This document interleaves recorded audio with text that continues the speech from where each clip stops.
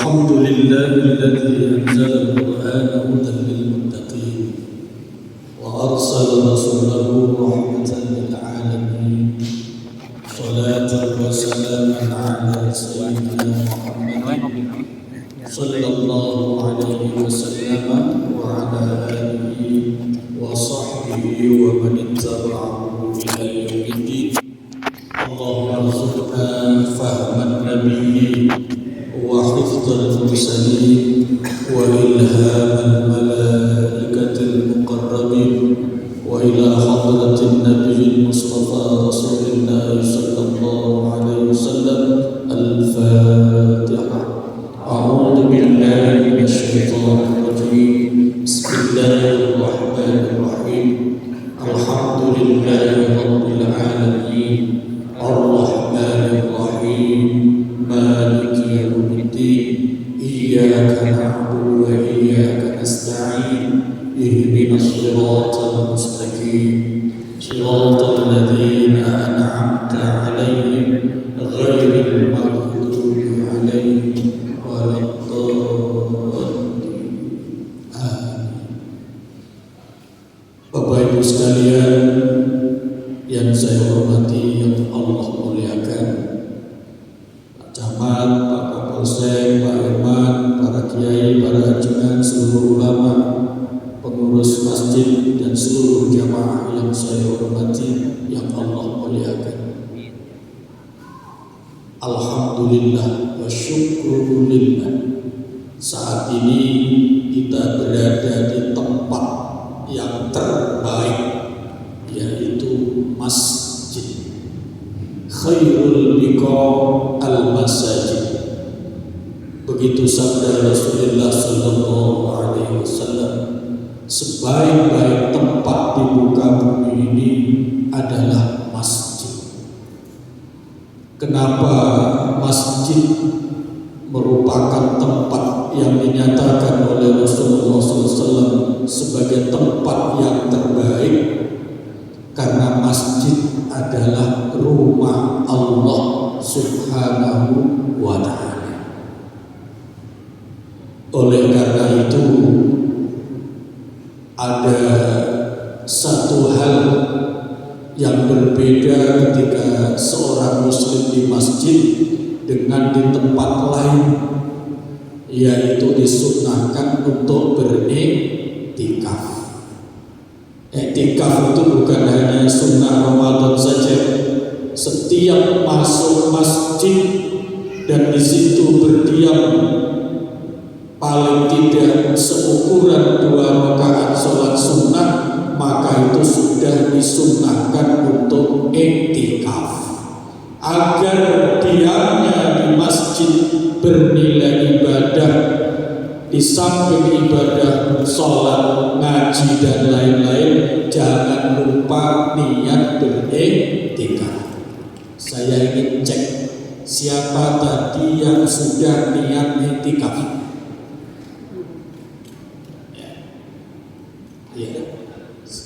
Tidak usah dijawab.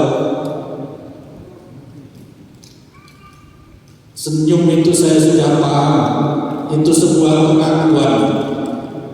Seringnya memang hilaf, lupa. Mari kita niat. Bismillahirrahmanirrahim.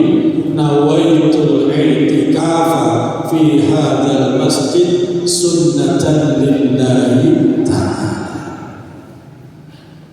Karena kita mau ngaji sampai jam 8, jadi masih lama.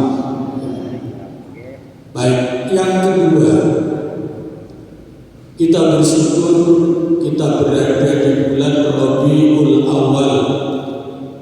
Tadi disebut oleh Pak Herman bulan Maulid atau bulan Maulud.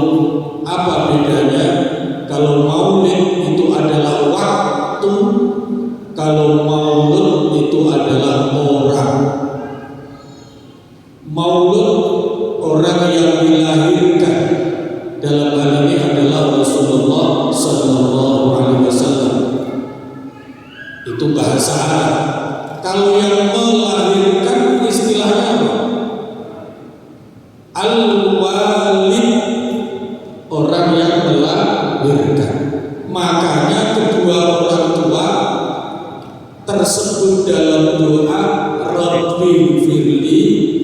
waliwalidayya warhamhuma kama rabbayani shaghira. Walid itu orang yang melahirkan, walidayya kedua orang tua yang melahirkan.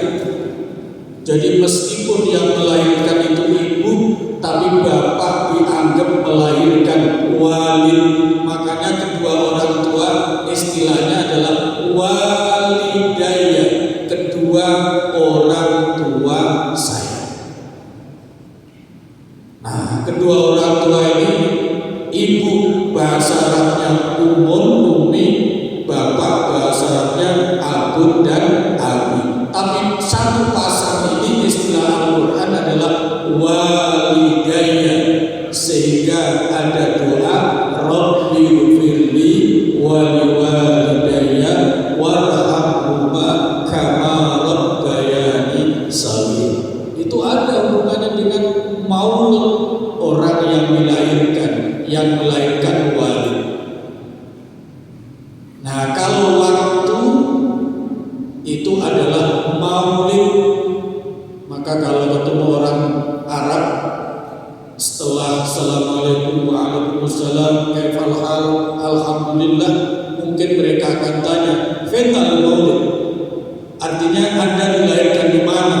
Sama dengan bahasa kita, Anda asli dari mana? Nah, itu fetal maulid, di mana dilahirkan. Jadi maulid itu adalah tempat dan waktu lahir, kalau maulud adalah orangnya.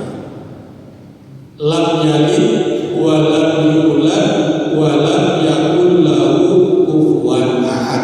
Itu kalau dalam surat Ikhlas. Jadi walidayya maulid maulud lam yalid wa lam yulad itu adalah dari satu kata walada yang artinya melahirkan. Paham ya? Paham? Baik. Yang ketiga, mengapa kita bersyukur berada di bulan Rabiul Awal? Karena bulan Rabiul Awal punya 3 keistimewaan. Satu, bulan kelahiran Rasulullah Sallallahu Alaihi Wasallam. Yang kedua, bulan hijrahnya Rasulullah Sallallahu Alaihi Wasallam dari Makkah ke Madinah. Yang ketiga adalah bulan wafatnya Rasulullah Sallallahu Alaihi Wasallam. Nah, oleh karena itu bulan Rabiul Awal, kenapa tidak dikatakan memperingati hari wafatnya Rasulullah SAW? Tidak,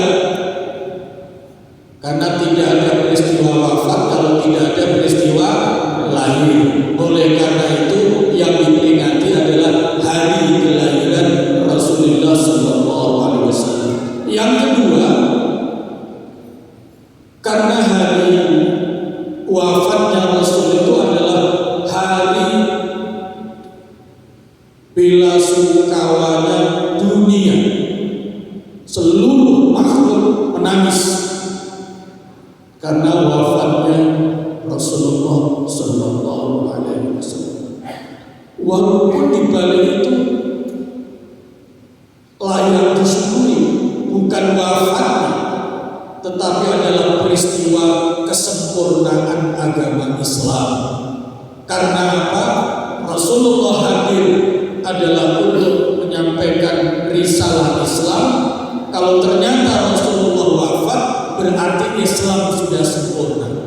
Itulah sebabnya ketika Jumat hari Jumat turun ayat al-yawma akmaltu lakum dinakum wa atmamtu alaikum ni'mati wa raditu lakumul Islam dinan.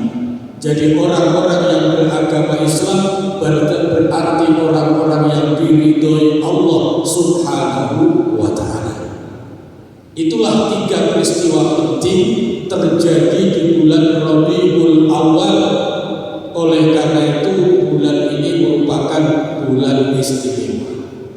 Lalu pertanyaannya, untuk apa kita menyelenggarakan peringatan Maulid Nabi Muhammad sallallahu alaihi wasallam. Satu saja. Ya, ini tidak boleh tidak ada dalam niat kita. Kita memperingati lahirnya Rasulullah sallallahu alaihi wasallam adalah untuk membuktikan kecintaan kita kepada Rasulullah sallallahu alaihi wasallam. Kenapa kita harus menunjukkan kecintaan kita, mahabbah kita kepada Rasulullah sallallahu alaihi wasallam? Iya. Sebab apa?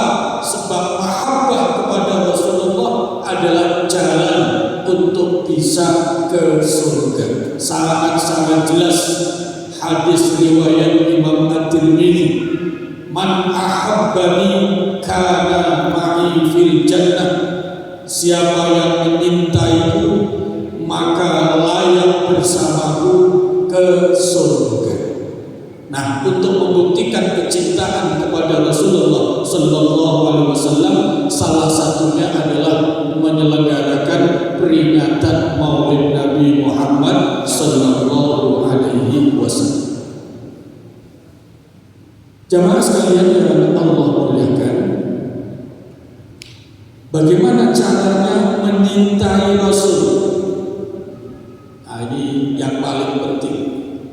Tapi sebelum itu, apa hukumnya seorang muslim menyintai Rasulullah? Itu hukumnya apa? Ibu-ibu, hukum ada 5. Ada wajib, ada haram, ada makruh, ada sunnah, ada mubah. Menyintai Rasulullah sallallahu alaihi wasallam hukumnya apa? Ragu-ragu. Ya. Bapak-bapak, hukumnya apa menyintai Nabi? Wajib. Jangan pernah ragu.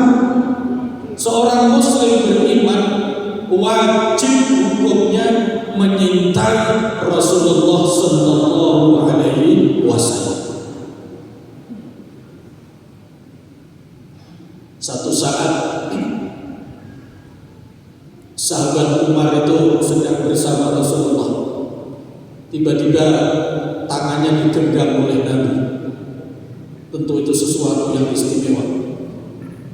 Lalu sahabat Umar saking senangnya sampai terucap, ya Rasulullah,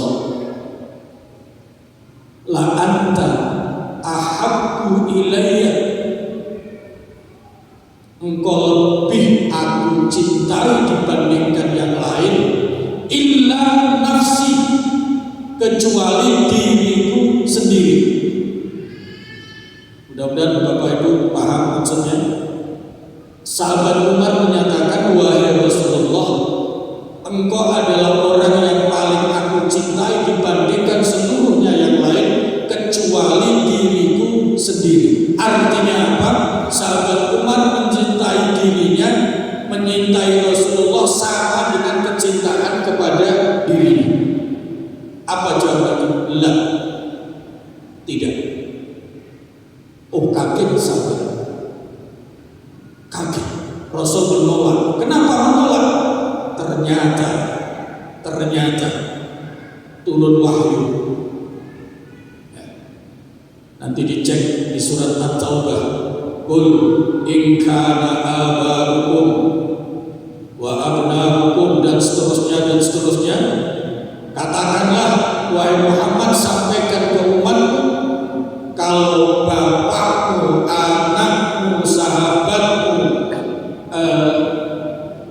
saudaramu, hartamu, kekayaanmu, kedudukanmu lebih kalian cintai dibandingkan Allah, dibandingkan Rasulullah, dibandingkan jihad di jalan Allah, fatarabbasu hatta ya'tiyallahu bi'amri, tunggu keputusan Allah. Itu artinya wa'id, ancaman dari Allah subhanahu wa ta'ala.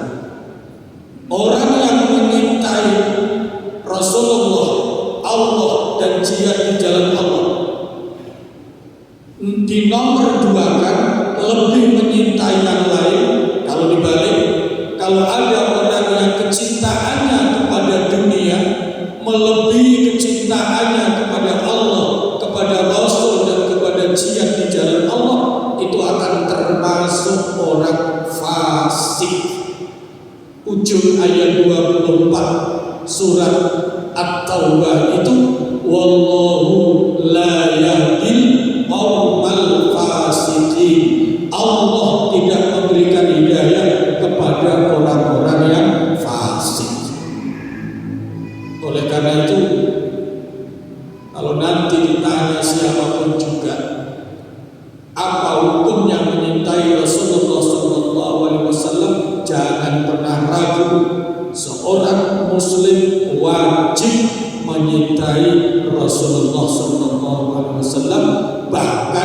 lebih menyintai Rasul dibandingkan yang lain.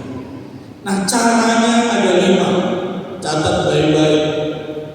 Cara menyintai Rasul supaya tumbuh kecintaan kepada Rasul ada 5M rumusnya. Saya tadi habis zuhur ngaji di mana tadi itu? Ciketu. Ngaji di majelis Al-Quran. Majelisnya Al-Faridi. Ustaz Didi. Saya menyampaikan rumus 5M juga, tapi 5M untuk bisa menjadi generasi Al-Quran. Nah, sekarang saya sampaikan rumus 5M untuk menumbuhkan mahabbah kecintaan kita kepada Rasulullah Sallallahu Alaihi Wasallam. M yang pertama, wajib mengenal. Jangan sampai seorang muslim tidak kenal kepada nabinya. Mari kita berselawat kepada Nabi Ahmad. Beda kan? Kalau disebut Muhammad pasti otomatis Sallallahu Alaihi Wasallam. Tapi kenapa disebut Ahmad tidak selawat? Nah, ini menunjukkan tidak otomatis paham bahwa memang Nabi Muhammad itu nama lain adalah Ahmad. Jadi nanti Pak Wahyu sekali waktu kepada jamaahnya bisa dites. Ayo kita berselawat kepada Nabi Ahmad. Interupsi Pak Wahyu, Bapak nggak salah sebut ada Nabi Ahmad. Padahal Nabi kita itu memang salah satu namanya adalah Nabi Ahmad. Dan nama Ahmad itu adalah nama yang lebih dikenal oleh para rasul dan para nabi sebelumnya, karena Allah Subhanahu wa Ta'ala telah memperkenalkan Rasulullah SAW jauh sebelum lahir melalui kitab-kitab suci, dan nama yang disebut adalah nama Ahmad. Baru kemudian, nah salah satu buktinya di dalam surat As-Saff ayat 6 itu Allah bercerita tentang dakwahnya Nabi Isa alaihissalam kepada Bani Israel. Ya Bani Israel, inni Rasulullah ilaikum musaddiqan lima baina yadayya minat Taurat wa mubasysyiran bi rasulin ya'ti min ba'di ismuhu Ahmad. Jadi nama Ahmad itu disebut dalam kitab-kitab terdahulu dan juga disebut dalam Al-Quran. Nah, tapi anehnya umatnya ada yang belum tahu, sehingga kalau diajak mari berselawat kepada Nabi Ahmad itu masih diam. Padahal kalau disebut nama Muhammad langsung Sallallahu Alaihi Wasallam mengenal. Kapan nama Muhammad itu muncul? Ada yang suka baca Al-Barzanji? Ada ya? Kan ada tuh fasammihi idza wada'tihi Muhammadan li'annahu satuhmadu uqbah. Gitu ya. Fasammihi idza wada'tihi Muhammadan li'annahu satuhmadu uqbah. Inilah keistimewaannya nama Muhammad. Sebelum Rasulullah lahir, walaupun orang Arab tulen dan istilah atau lafaz Muhammad itu bahasa Arab asli, tidak ada satupun orang yang diberi nama Muhammad. Jadi nama Muhammad itu, istilah lafaz Muhammad itu digunakan nama pertama kali oleh orang Arab adalah digunakan untuk Rasulullah Sallallahu Alaihi Wasallam. Saking asingnya, maka Sayyid Abdul Muttalib, kakek Rasulullah Sallallahu Alaihi Wasallam, dan Sayyidah Aminah, ibunda Rasulullah SAW, memberikan nama itu diprotes. ya Abdul Muttalib, engkau adalah orang terhormat, panutan semua orang Arab. Kenapa cucumu kamu beri nama yang asing, tidak digunakan orang Arab? Diprotes. Nah, jawabannya seperti yang ada di Al-Barzanji. Iya, itu saya berikan nama Muhammad yang artinya orang yang terpuji, agar seluruh makhluk kelak akan memujinya. Dan ternyata benar. Itulah yang tertulis di dalam Al-Barzanji. Fasammihi idza wada'tihi Muhammadan, ketika Sayyidah Aminah melahirkan putra laki-laki itu, maka diberikan nama Muhammad li'annahu satuhmadu uqbah, agar nanti kelak menjadi orang yang terpuji oleh seluruh makhluk. Nah, itu sejarah nama Muhammad sallallahu alaihi wasallam. Ada nama lain, salatullah salamullah ala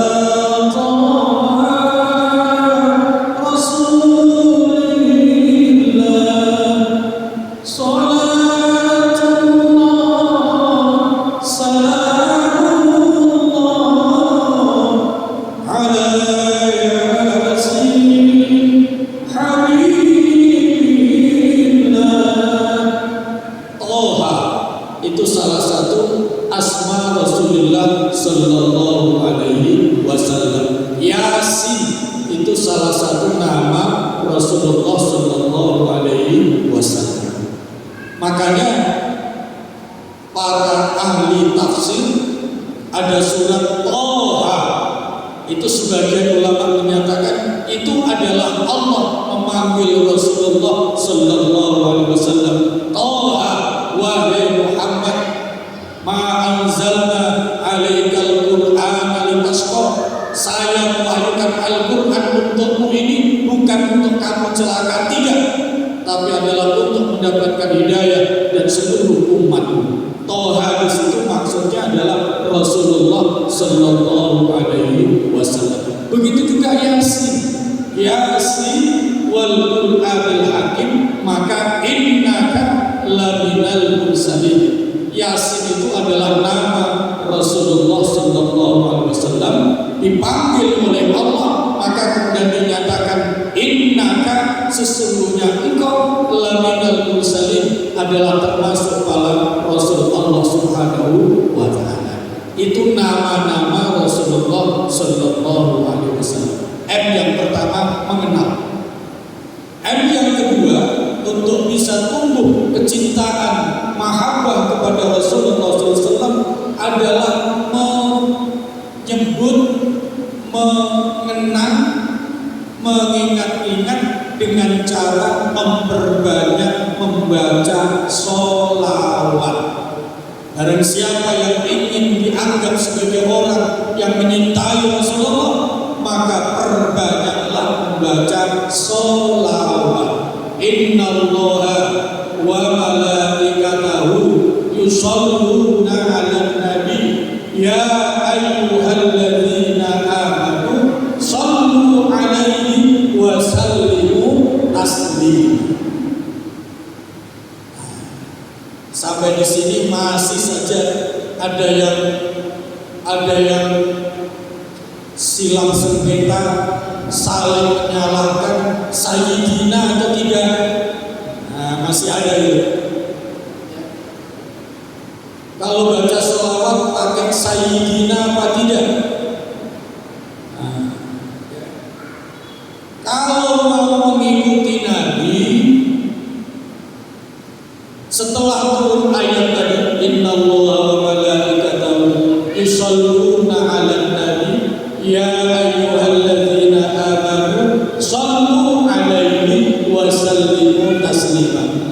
Maka para sahabat, termasuk sahabat Anas bin Malik, bertanya kepada Rasulullah sallallahu alaihi wasallam, ya Rasulullah, ayat sudah turun, Allah dan malaikat berselawat kepadamu, fa kaifa nusalli 'alaika?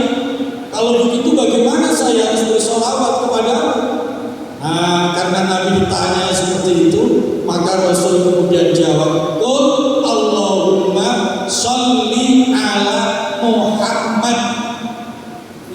diberikan contoh tidak pakai sayyidina. Inilah yang digunakan pedoman oleh teman-teman kita yang tidak mau pakai sayyidina dalam membaca sholawat. Pertanyaannya, salah apa benar? Jawabannya jangan ragu, benar. Tidak ada yang salah. Nah, terus yang pakai sayyidina gimana? Nah, gitu kan? Yang pakai sayyidina salah apa benar? Yang pakai sayyidina juga benar. Nah, bahkan kata sayyidina itu sudah Allah gunakan untuk memanggil Rasulullah sejak kitab-kitab suci sebelumnya. Di perpustakaan Kang Wahyu ada kitab Zabur enggak? Enggak ada ya. Kalau ada kitab Zabur yang masih asli akan ketemu.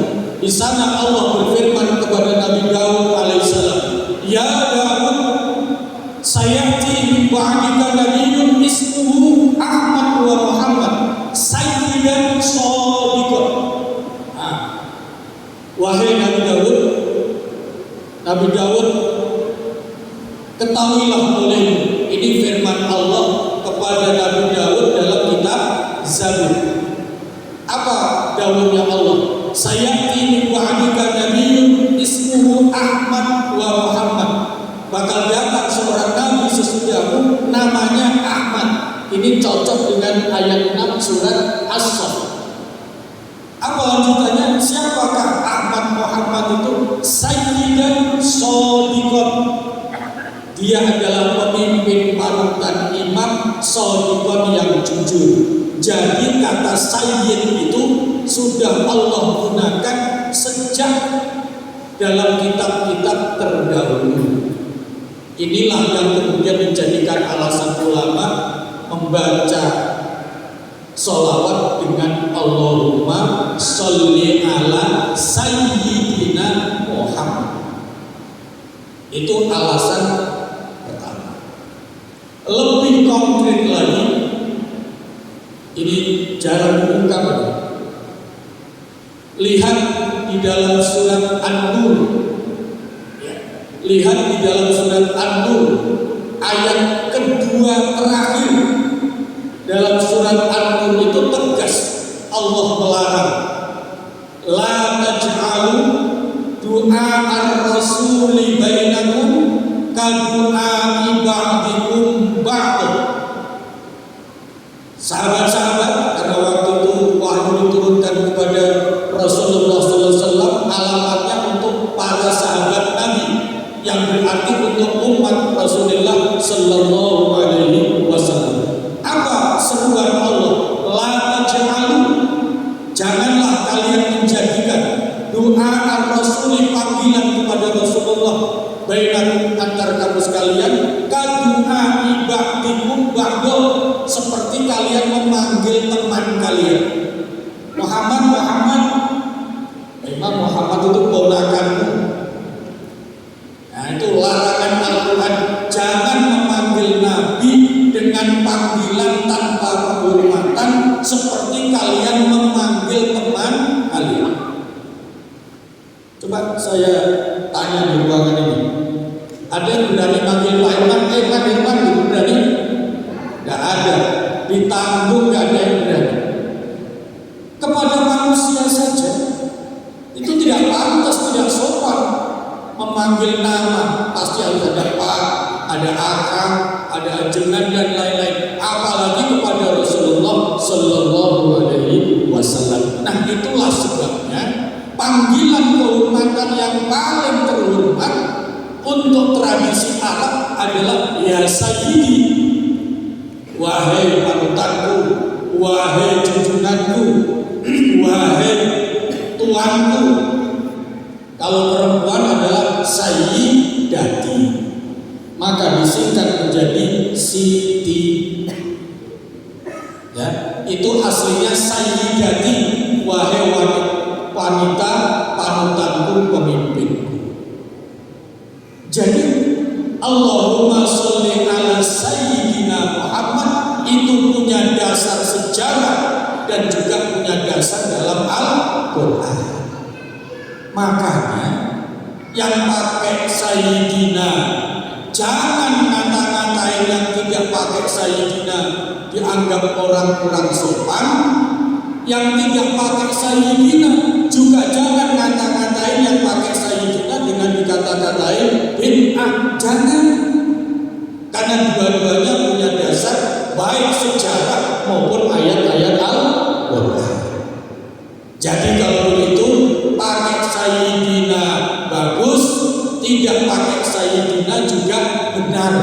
Yang tidak bagus dan tidak benar adalah yang anti membaca sholawat.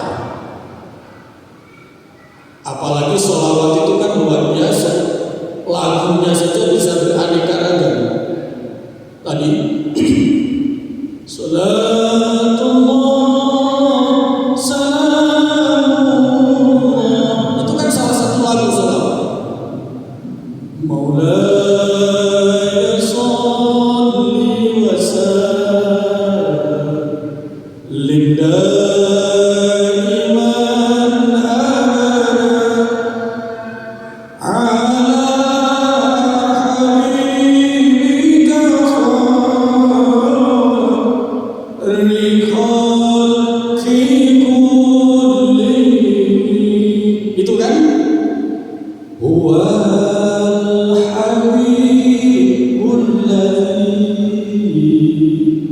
turja syafa'atu likulli awliya awwali muhtari. Itu burdah. Di masjid ini pernah ngaji khatam burdah wahyu. Belum ya, Masya Allah.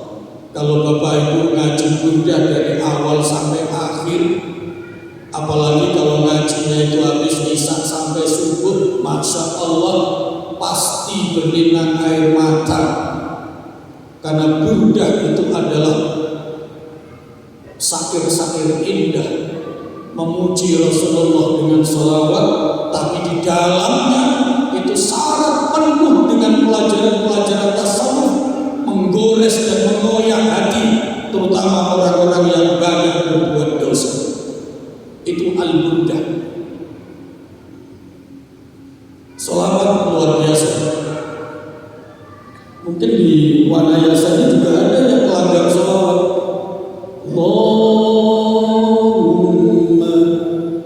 Allahumma sholli ala, ada yang gitu, Sayyidina wa maulana Muhammad.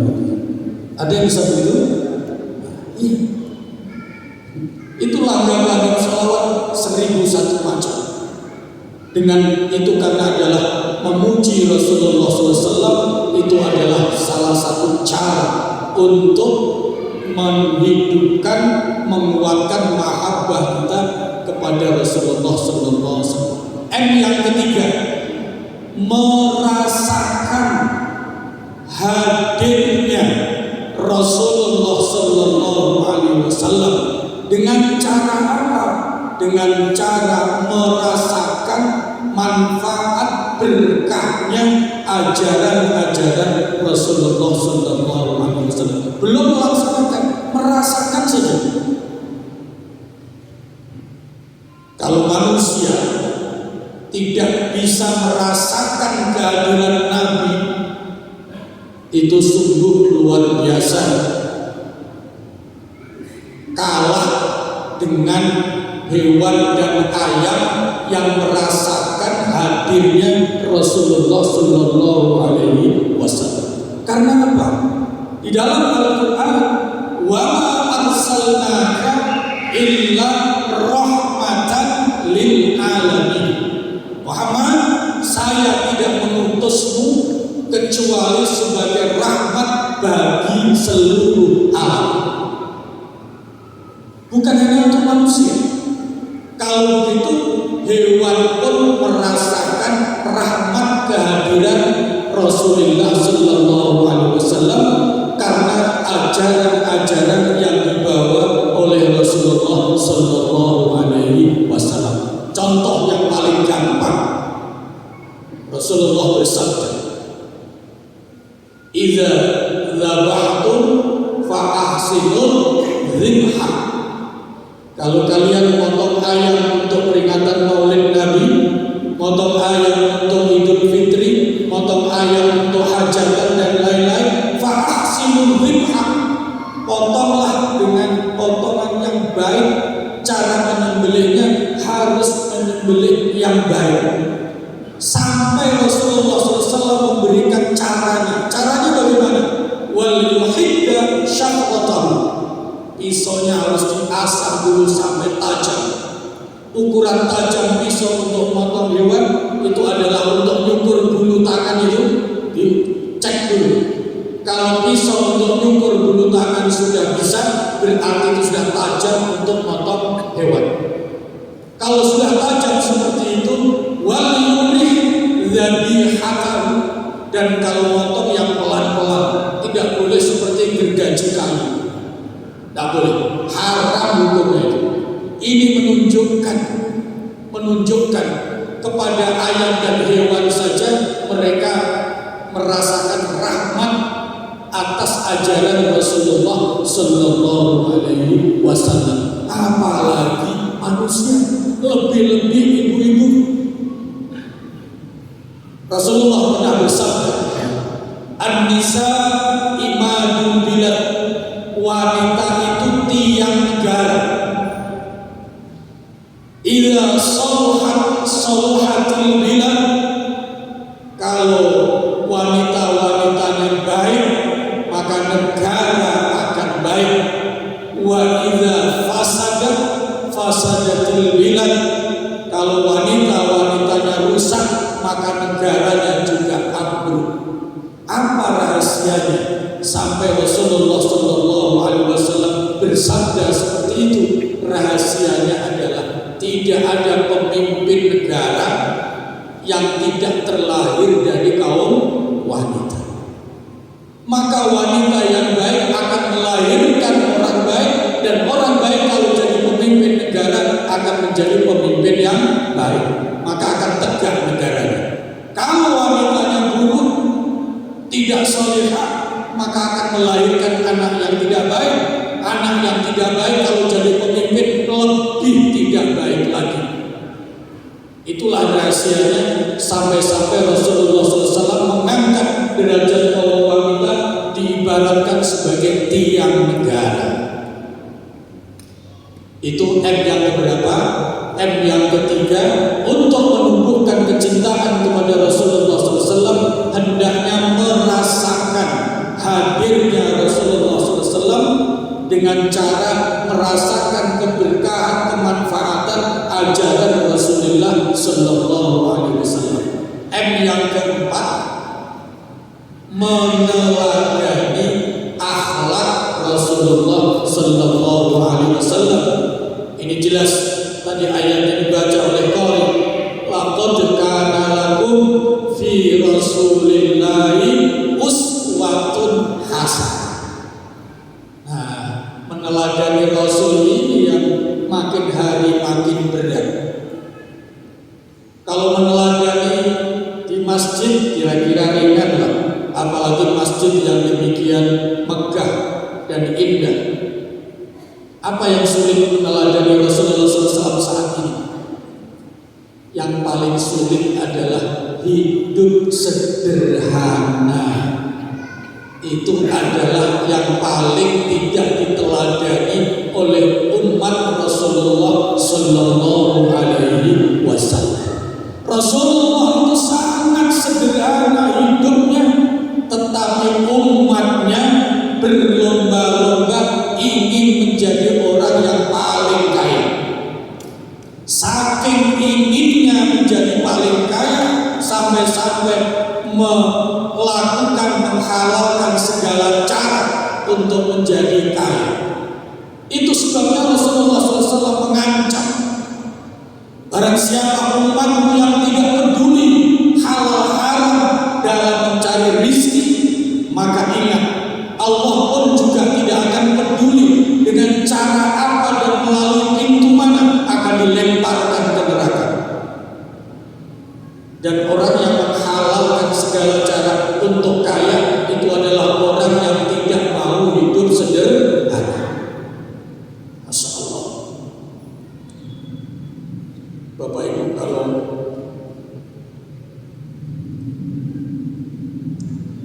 membaca kesederhanaan hidup Rasulullah SAW, nangis Pak. Itu saya bawa kitab Hayatus Sahabat. Itu kisah-kisah tentang kehidupan Rasulullah beserta sahabat.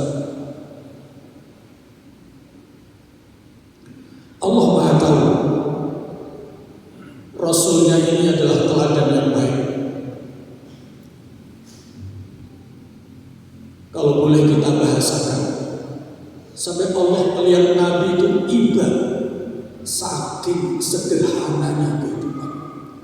Maka Allah kemudian mengutus malaikat Jibril datang ke Muhammad, sampaikan salam kepadanya dan tawarkan kepada dia, kalau dia mau, maka malaikat Jibril datang kepada Rasulullah SAW. Ya Rasulullah, ya Muhammad, waalaikumsalam warahmatullah. Inna rabbaka yu'tikas salam. Allah kirim salam kepadamu. Lalu memberikan tawaran kepadamu. Kalau engkau mau, maka seluruh bebatuan yang ada di tanah Arab itu akan Allah ubah menjadi emas dan seluruhnya akan diserahkan kepadamu. Itu tawaran Allah melalui malaikat Jibril kepada Rasulullah Sallallahu Alaihi Wasallam. Kalau ibu ditawari begitu kira-kira gimana? Wow, gitu. Insya Allah. Apa jawaban Nabi? Lah, tidak. Nabi kemudian tengadah ke langit. Apa kata beliau? Ya Allah, saya lebih suka kenyang dalam sehari, lalu saya bersyukur kepada-Mu. Dan kemudian setelah itu saya senang lapar satu hari, dan kemudian saya memohon rahmat kepada-Mu. Itu sikap Rasulullah Sallallahu Alaihi Wasallam. Nabi tidak mau kenyang setiap hari, tapi maunya Rasulullah adalah kenyang sehari untuk bersyukur kepada Allah, dan kemudian lapar sehari supaya memohon dan munajat minta rezeki kepada Allah Subhanahu wa Ta'ala.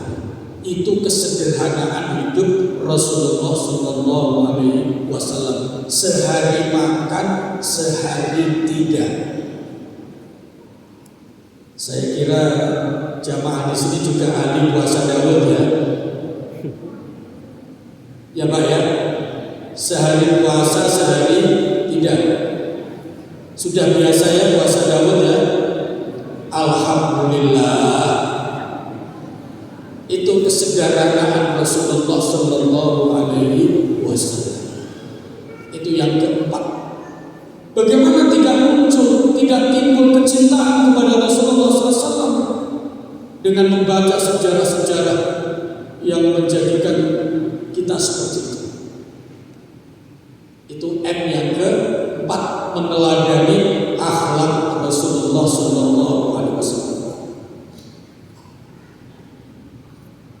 Pernah dengar kisahnya Abdurrahman bin Auf? Itu salah satu orang yang dijamin masuk surga oleh Rasulullah Sallallahu Alaihi Wasallam. Satu saat Rasulullah bersabda, Abdurrahman bin Auf itu nanti masuk surga tapi yang terakhir. Itu kata Nabi. Oh, kaget para sahabat. Maka sahabat Abdurrahman bin Auf bertanya, ya Rasulullah, kenapa saya masuk surga yang terakhir? Iya, karena kamu kaya. karena kamu kaya maka hisabnya lama. Nah, sehingga kamu masuk surga juga, tapi yang terakhir karena hisabnya lama. Dari situlah kemudian Abdurrahman bin Auf kemudian pengen miskin. Ada di sini yang pengen miskin? Ada. Ya. Apa yang kemudian terjadi? Maka tidak lama dari itu terjadi pertempuran. Karena serdadu-serdadu perangnya itu, ya memang sahabat-sahabat itu juga para petani dan lain-lain. Karena sibuk perang, maka kormanya itu semua membusuk dan tidak bisa dijual. Padahal mereka itu makan sehari-harinya adalah dari panen korma. Tapi kormanya membusuk dan tidak laku karena sibuk perang bersama Rasulullah Sallallahu Alaihi Wasallam. Apa yang dilakukan oleh sahabat Abdurrahman bin Auf? Oh, dia harta miliknya semua dijual. Untuk apa? Untuk membeli korma-korma busuk seluruh sahabat. Diborong dengan harga normal. Coba bayangkan, ada pedagang Malaysia yang berani begitu. Pisang busuk dibeli dengan harga pisang normal, dijamin tidak berani. Sahabat Abdurrahman bin Auf berani, hartanya dijual. Karena apa? Dia ingin miskin. Hartanya dijual untuk memborong korma busuknya para sahabat dengan tekad, kalaulah nanti memang tidak laku, harta saya habis, tidak apa-apa. Yang penting saya termasuk orang yang pertama masuk surga. Jangan menjadi orang yang terakhir karena hisab hartanya lama. Karena bedanya jauh. Orang kaya yang bersyukur dengan orang miskin yang sabar itu masuk surganya lebih dahulu. Orang miskin jaraknya 500 tahun. Hamsunya ja'am. Orang kaya yang bersyukur dengan orang miskin yang sabar itu masuk surganya lebih dulu. Orang miskin yang sabar jaraknya 500 tahun. Satu tahunnya berapa? Satu harinya berapa? Al-Quran memberikan petunjuk. Ka'alfi sanatin mimma ta'udun. Satu hari akhirat itu sama dengan 1000 tahun dunia. Kalau 500 tahun berarti kali berapa? Hitung sendiri. Ya, satu hari saja itu sama dengan 1000 tahun. Satu tahun itu 365 hari. Kalikan 1000, kemudian kalikan 500, hitung sendiri. Itu jarak antara orang kaya dan orang miskin yang sabar. Orang kaya yang bersyukur jaraknya masuk surga. Maka Abdurrahman bin Auf tidak mau. Tapi apa yang terjadi? Setelah korma yang busuk terkumpul, ternyata datang pedagang dari Yaman. Datang kafilah dari Yaman cari dagangan. Yang dicari apa juga? Yang dicari ternyata kurma busuk. Ya, yang dicari adalah kurma busuk. Siapa yang menyuruh? Pemerintahnya. Untuk apa? Untuk obat wabah yang terjadi pada saat itu. Coba, begitu Allah mengatur. Tadi membelinya berapa? Kurma busuk dibeli dengan harga normal. Sekarang pedagang dari Yaman yang datang karena mau untuk obat. Abdurrahman bin Auf tidak punya kepentingan. Silakan beli berapapun. Ternyata berapa juga? Dibeli 10 kali lipat dari harga pembelinya. Jadi Ini sesuai dengan ayat Al-Quran, man jaa bil hasanati falahu asyru amsaliyah. Orang yang berbuat kebaikan maka akan dilipat gandakan 10 kali lipat oleh Allah Subhanahu wa taala. Abdurrahman bin Auf pengen miskin tapi ternyata semakin kaya. Luar biasa. Bapak Ibu pilih mana? Ini membingungkan. Kaya surganya terlambat, miskin tidak kuat.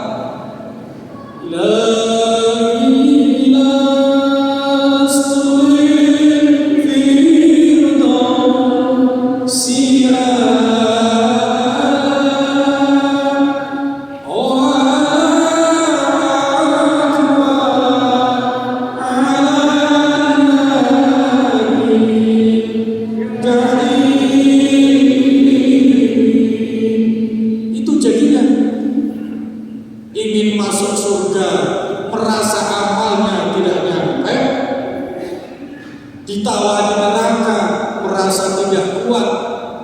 Untung Allah Maha Pengampun. Kalau tidak pasti bingung melihat manusia yang seperti itu. Maka kemudian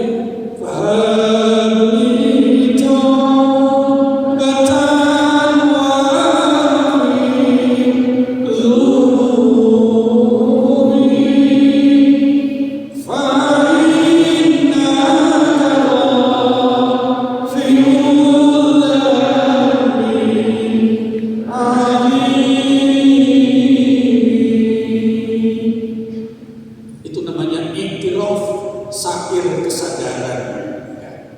Yang terakhir, yang kelima, karena sudah 5:30 katanya.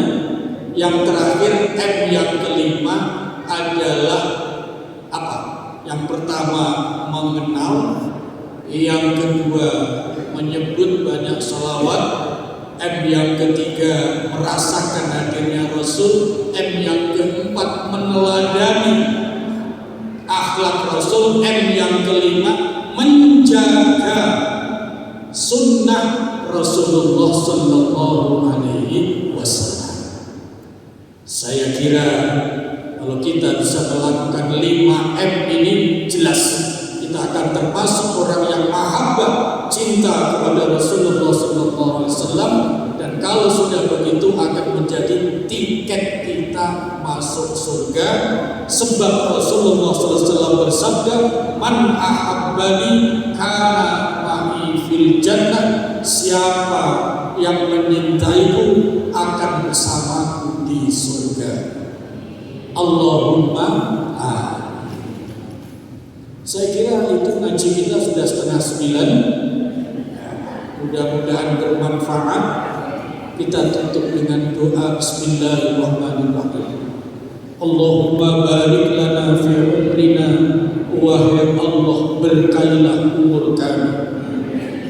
Wa barik lana fi ilmina. Wahai Allah, berkailah ilmu kami.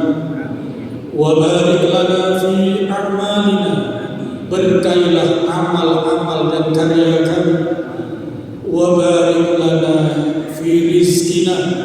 Berkailah ya Allah rizki kami. Wa barik lana fi ahlina wa auladina wa dzurriyyatina. Berkailah keluarga, putra putri dan seluruh keturunan kami.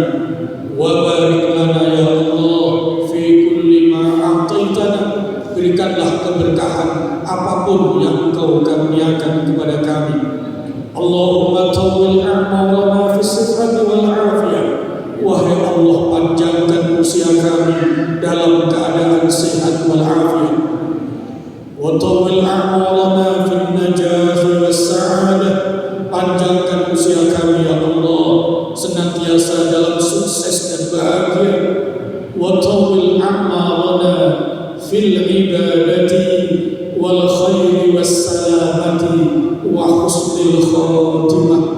Panjangkan usia kami ya Allah senantiasa istiqomah dalam ibadah, senantiasa istiqomah dalam segala kebaikan, senantiasa selamat dari segala mara bahaya, dan jika saatnya tiba harus kembali kepadamu, berikan kami ya Allah husnul khotimah. Rabbana atina fid dunya hasanah wa fil akhirati hasanah wa qina adzabannar. Walhamdulillahi rabbil alamin. Wassalamualaikum warahmatullahi